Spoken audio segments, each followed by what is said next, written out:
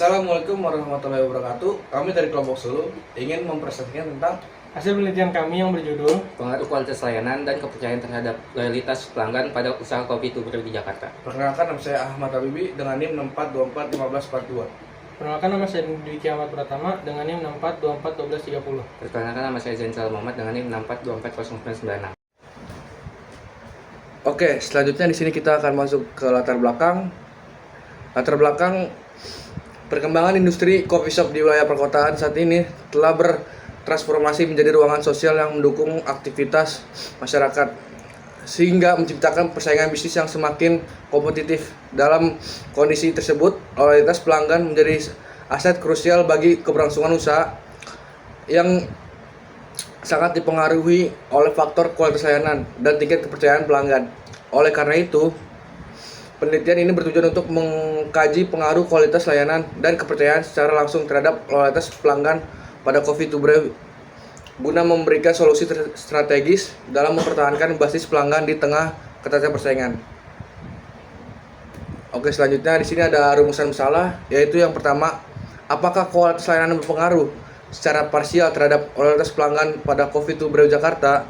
Lalu ada yang kedua, di sini ada apakah kepercayaan berpengaruh secara parsial terhadap loyalitas pelanggan pada Coffee to Brew di Jakarta. Yang ketiga, di sini ada apakah kualitas layanan dan kepercayaan secara simultan berpengaruh terhadap loyalitas pelanggan pada Coffee to Brew Jakarta. Selanjutnya adalah kerangka berpikir dan hipotesis. Hal satu diduga tidak terdapat pengaruh kualitas layanan secara parsial terhadap loyalitas pelanggan pada usaha Coffee to Brew di Jakarta. HA1-nya diduga terdapat pengaruh kualitas layanan secara parsial terhadap loyalitas pelanggan pada usaha Coffee to Brew di Jakarta. HO2 diduga tidak terdapat pengaruh kepercayaan secara parsial terhadap loyalitas pelanggan pada usaha Coffee to Brew di Jakarta. HA2 diduga tidak terdapat pengaruh kepercayaan secara parsial terhadap loyalitas pelanggan pada usaha Coffee to Brew di Jakarta. HO3 diduga tidak terdapat pengaruh kualitas layanan dan kepercayaan secara simultan terhadap loyalitas pelanggan pada usaha Coffee to Brew di Jakarta. HA3 diduga terdapat pengaruh kualitas layanan dan kepercayaan secara simultan terhadap loyalitas pelanggan pada usaha Coffee to Brew di Jakarta.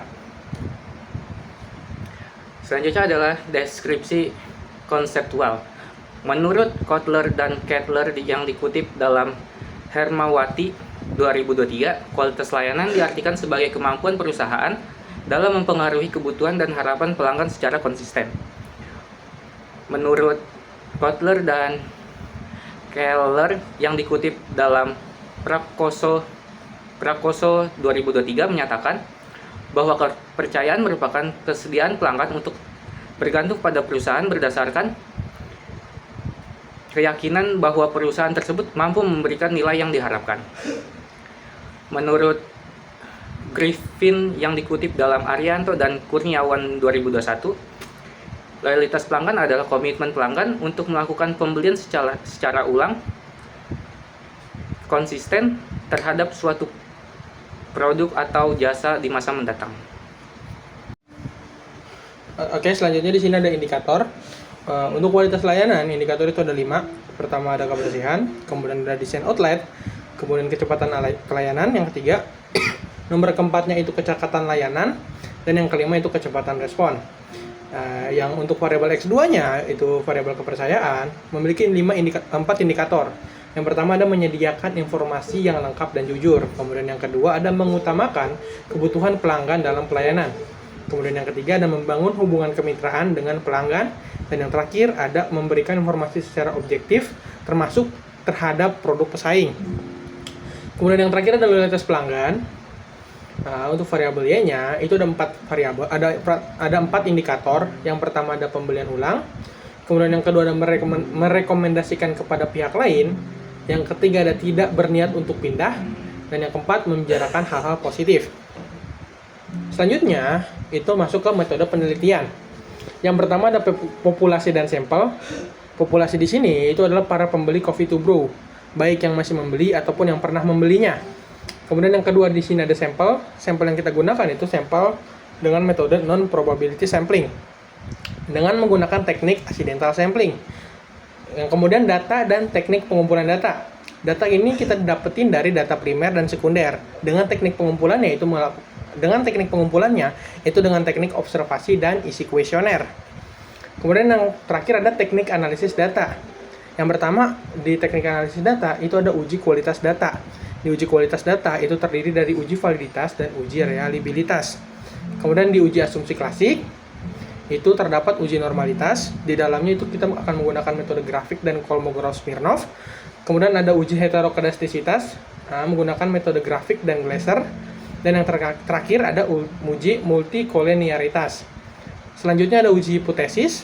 Nah, di sini ada uji parsial untuk UJT dan uji simultan atau uji F. Terus selanjutnya ada uji koefisien determinasi. Nah, ada uji di dalamnya ada uji koefisien determinasi parsial dan ada uji koefisien determinasi berganda atau simultan. Yang terakhir ada uji koefisien regresi yang nantinya akan kita menghadirkan persamaan garis regresi linear berganda. Selanjutnya kita masuk ke hasil penelitian uji kualitas data. Yang pertama adalah uji validitas. Uji validitas bertujuan untuk menguji ketepatan item instrumen penelitian. Dalam melakukan pengukuran, apakah data tersebut sudah valid atau belum. Metode analisis yang digunakan adalah person product moment. Suatu pernyataan kuesioner dinyatakan valid apabila nilai sig-to-tail-nya lebih kecil daripada 0,5 dan dinyatakan tidak valid jika nilai sig-to-tail-nya lebih besar dari 0,5. Bisa kita lihat pada tabel berikut ini, nilai sig-to-tail-nya X1, X2, dan Y berada di angka 0,00. Maka data tersebut dinyatakan valid. Selanjutnya kita masuk ke uji reliabilitas. Pada uji reliabilitas bertujuan untuk menguji keandalan atau konsistensi instrumen penelitian dalam melakukan pengukuran. Metode analisis yang digunakan dalam uji reliabilitas adalah converse alpha. Suatu pernyataan kuesioner dinyatakan reliable apabila jika nilai converse alpha-nya lebih besar dari 0,60 dan dinyatakan tidak reliable jika nilai converse alpha-nya lebih kecil dari 0,60. Bisa kita lihat pada kualitas layanan, nilai converse alpha-nya adalah 0,906. Maka pada kualitas layanan dinyatakan reliable. Pada kepercayaan, converse alpha-nya adalah 0,890. Maka dinyatakan reliable. Pada loyalitas pelanggan, nilai converse alpha-nya adalah 0,932. Maka dinyatakan reliable. Selanjutnya ada hasil penelitian uji asumsi klasik. Untuk uji asumsi klasik, yang pertama ada uji normalitas. Uji normalitas itu bertujuan untuk menguji apakah data yang kita miliki itu sudah terdistribusi dengan normal atau belum. Dengan metode yang kita gunakan, yang pertama itu ada metode grafik, yang dimana metode grafik itu berdistribusi normal jika titik-titik pada grafik menyebar di sekitar garis diagonal. Jika titik-titik berada jauh dari garis diagonal tersebut, maka tidak bisa dikatakan sebagai data tersebut terdistribusi dengan normal. Bisa dilihat di sini ada grafik loyalitas pelanggan dengan metode normal probability plot. Titik-titik pada grafik tersebut sudah berdekatan dengan garis diagonal. Namun ada beberapa titik-titik yang cukup jauh dari garis diagonal. Makanya kita akan melakukan uji kedua dengan metode Kolmogorov-Smirnov. Data Kolmogorov-Smirnov dapat terdistribusi dengan normal jika nilai sig-to-tail-nya itu lebih besar dari 0,05. Jika data tersebut lebih kecil dari 0,05, maka data tersebut tidak bisa dikatakan dengan normal. Di sini nilai sig-to-tail-nya itu sebesar 0,117, yang dimana 0,117 itu lebih besar dari 0,05. Maka data yang kita miliki sudah terdistribusi dengan normal. Selanjutnya itu ada uji heterokedastisitas.